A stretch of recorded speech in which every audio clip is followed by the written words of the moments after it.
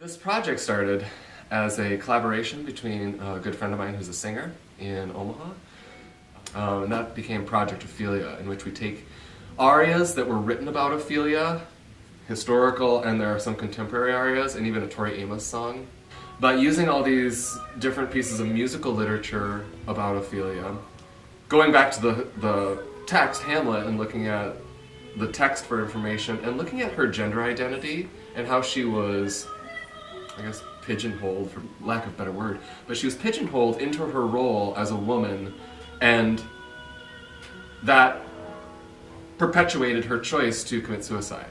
The first point of departure was the music, and actually not inspired by the music, like I'm going to move to this beat because I like it, but what are the words to these songs?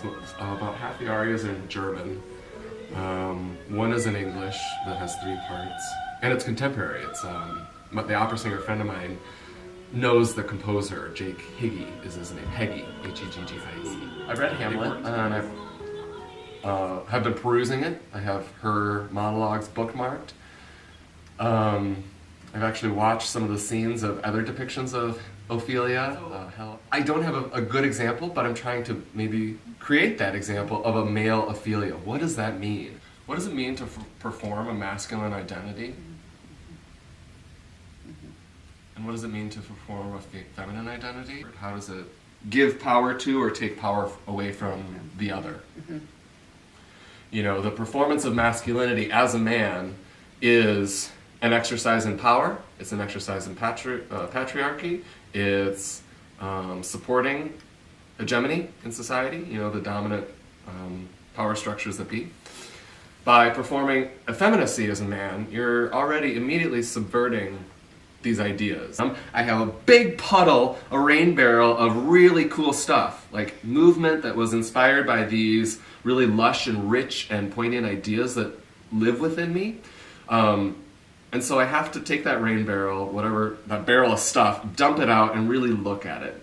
Do an excavation of what material is there, and start to look at what I'm trying to communicate to my audience. And these 6 questions about who I am, what I'm doing, and how I'm doing it, and then the other 3 questions, whatever they are, I think will help guide my transition from just nebulous exploration into codified choreographic statement.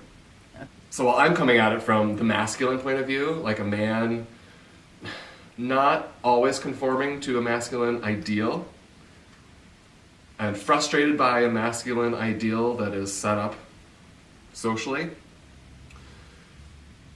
and knowing that I also participate in it, that I do things that contribute to a